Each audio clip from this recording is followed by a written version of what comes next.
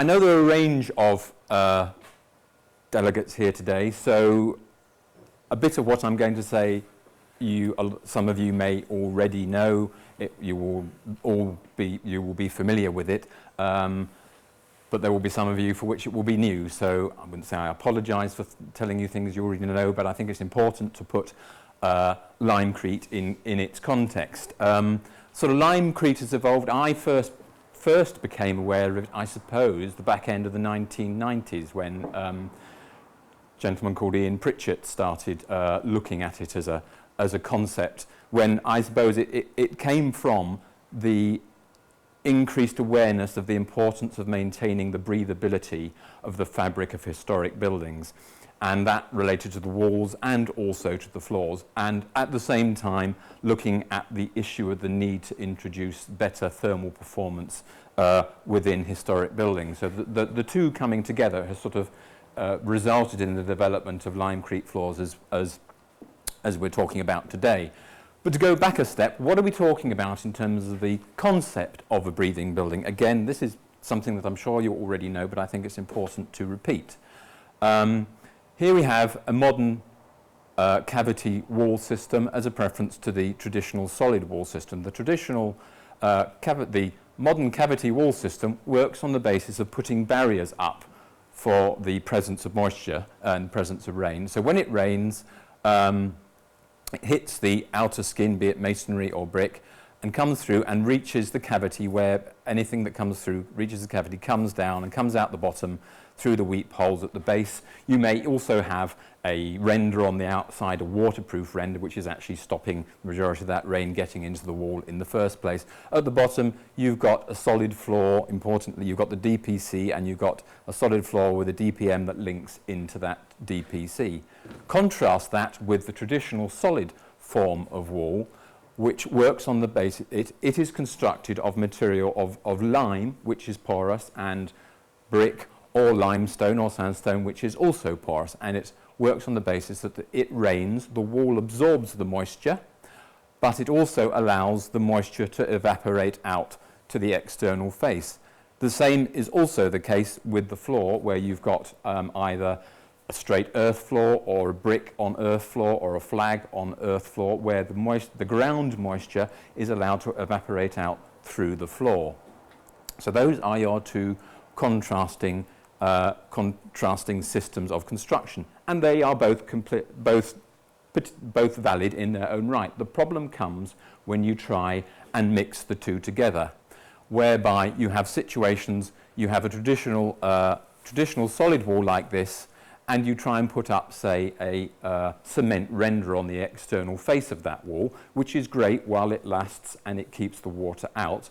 But when that render inevitably cracks with the movement of the building, the moisture gets through those cracks into the body of the wall, and that moisture cannot then evaporate out through the body of the wall as it is supposed to in the traditional way of construction, and therefore is drawn through to the inside face of the building, and you get problems with damp on the internal face of the wall, and situations that you've all seen before. So when did these changes in forms of construction actually, when do we get this change from traditional to modern? Slate DPCs started coming in around 1850. They were the first, before we had the sort of plastic membranes, buildings were built with slate DPCs. So you had quite a lot of Victorian buildings were hybrid forms of construction. They were solid walls, but they might actually also have slate DPCs introduced into them as well. So in terms of when we say traditional forms of construction, what are we talking about? We're actually talking about buildings, and it's a term that you'll see used more and more now, buildings that are pre-1919. After 1919, I know it's a very specific year, but we're going to pick a year anyway, cavity walls started to be used in a widespread way. But prior to that, the majority of the buildings tended to be solid masonry construction. And in terms of numbers and statistics, a recent house survey of 20 million dwellings out there, 5 million were constructed pre-1919. So there are plenty of buildings of the traditional form of construction that we are dealing with. Looking at it in more detail, what are we actually talking about? Here we have and the problems that we get when we introduce, shall we say, non-breathing modern materials like cement into the traditional construction. Here we have a traditional wall, stone brick and the lime mortar. When it rains, the moisture is absorbed by the wall. The mortar, crucially, the lime mortar, is either of equal or greater porosity than the stone itself. So when the evaporation occurs, it doesn't occur through the face of the stone, it occurs through the joint. So 80% of the evaporation through traditional forms of construction using lime mortar comes out through the joint zone. Contrast that with if you point up your joints with cement, a hard cement that is harder than the actual masonry itself. We still have the porous building material in the form of the stone and the brick. It still rains, it still absorbs the moisture, but rather than it being evaporated out through the joint as it is meant to do, it evaporates out through the face of the stone, and it evaporates out as close to the joint as it can get. So you get these sort of concentrated areas at the corner of the joint, and you get accelerated decay at those points because as the moisture is drawn out, it brings salts that may be within the masonry with it that crystallize on the surface, and you've also got freeze-thaw action on the surface of the stone, and you get breakdown of the surface of the stone that I'm sure we are all familiar with and have seen around. The other good thing about lime mortar is its ability to, as I perhaps hinted at earlier, is its ability to move and its ability to repair itself, unlike cement, which doesn't have that ability. And obviously, as I said before, with cement you've got the issue when it cracks, it doesn't mend itself. Once it cracks, you've got a way for moisture to get into the building. So what are we, in terms of those are cross sections, when we're actually looking at buildings, what are we looking at? Brick wall could be stone wall, but here you can see, this is the lime mortar. Here you can see that the lime mortar is actually acting as a sacrificial joint, if you like. The moisture is coming out through the joint, and you are inevitably getting a little bit of freeze-thaw action on the joint, and the joint is degrading slightly over time, and it will degrade back, and you will have to come back and repoint again in the future. But that is the point of that joint being as it is, and the point of the material that you're using in that joint to enable that to happen. That as I said, is a sacrificial layer, if you like, as a preference to using cement. Here are two examples where lime mortar walls have been pointed in cement, and you can see what it was I was talking about before, that you're getting the evaporation occurring at the joint or coming out through the stone, and you're getting quite severe degradation of the stone surface here and here. I mean, this is excessive. Anybody who knows Carlisle, you can go down to, there's a particular wall as you head just, I think, down from the station, the red sandstone there that's been pointed in a hard cement pointing, and you've got something that is severe as this. You've got the mortar joints with the cement sticking out proud from the face of the stone, and that has purely and simply been created as a result of the fact that it's been repointed in a hard cement pointing, and the fact the sandstone, that Carlisle red sandstone, is particularly soft and particularly vulnerable to this particular sort of erosion. You'll get walls where the stone is actually quite hard. Limestone, some limestones are quite hard, can actually deal with having been repointed in stone and actually not exhibit problems with decay on the surface, but the process is still going. And the other thing of interest to note on this particular photograph is how tight the original joints on that particular wall in lime were made in the first instance. It's actually stones, and the joints are very fine, as a preference to the cement, which is applied on here in great bucket loads. So, I mean, the poor building doesn't really stand a chance. Similar examples, this is actually a before and after shot, and it's actually that bottom left-hand building. Here is the face of the building with its cement pointing, obviously suffering very badly with the decay and erosion of the face of the stone. These are some after shots where the cement pointing has been removed and the building has been repointed in lime.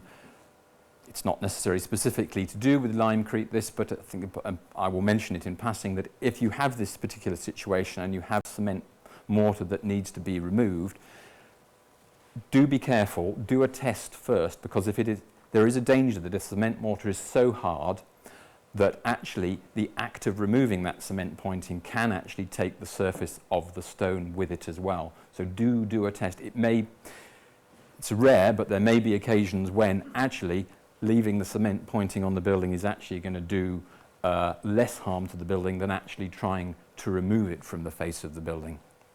Generally, it's going to be a beneficial thing, but you need to bear that in mind. Similar examples of the same building. So, why am I talking about all of that in relation to walls and lime pointing? Why is that relevant to Limecrete? Well, as I said earlier, the same process occurs through the floor and use of inappropriate materials in the floor. Use a traditional wall, put in a solid concrete floor with a damp-proof membrane. What happens? The moisture evaporation that would normally occur through the floor cannot happen. It gets pushed to the base of the solid walls and rises up through the wall and appears in the form of rising damp within the rooms. That is what is happening. Examples like this, we've all seen them before. Sometimes you get very pronounced. Sometimes you can see almost the shadow of the rising damp along the base of the wall, or you get damage along the tide line where the rising damp, the dew point stops and the rising damp stops, and you get this sort of breaking down of the surface of the decoration. Two examples there.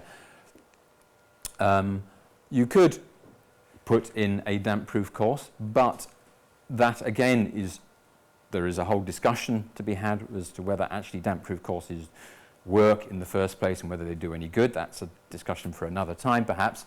But really what we should be thinking about is actually returning the floor structure to a breathable form of construction in the same way that we are with the walls. Lime is, as you know, a material that has been used for many thousands of years, and in fact lime concrete that we're talking about when we're talking about Limecrete floors, we're in essence talking about a formula of lime concrete. Lime concrete has been used for generations and generations.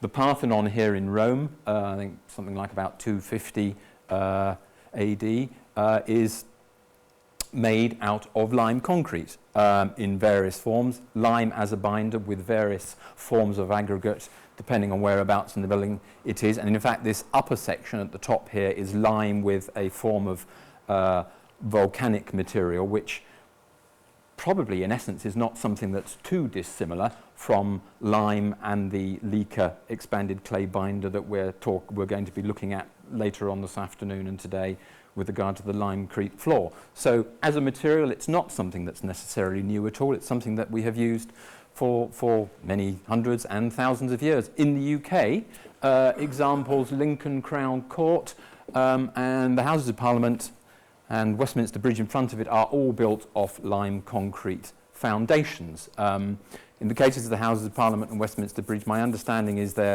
it's a combination of crushed and compacted material with a Limecrete surface over the top. So those are examples in the relatively recent examples in the UK. So it's not necessarily something that is a new material. It's something that we are revisiting and relearning about. In addition to Limecrete floors, there are other types of lime floors. Actually, if you go back to the Roman and Greek times, there was Vitruvius quotes at some length the description of laying what is in essence a Limecrete floor. It's layers. It's a sub base with a main slab, which is a combination of lime and stone, and then another layer on top of that, which is lime and clay, and then there's a polished screed on the top of that. Not too dissimilar from a Limecrete floor. Other examples, in the 19th century in Gloucestershire, there are things called grip floors, which are in essence lime and ash on a compacted sub-base. They are principally just compacted floors rather than, I don't think there's so much of a set going on there, but and also there are suspended lime ash floors or gypsum floors, which Anthony is going to talk a little bit more about gypsum floors later on, but this is an image of a lime ash floor. Generally tend to be on the upper floors, so you've got your floor joists, and rather than having floorboards, you've got reeds laid between the joists, over which this combination of lime and ash and gypsum mixed together are floated over the top of that to form a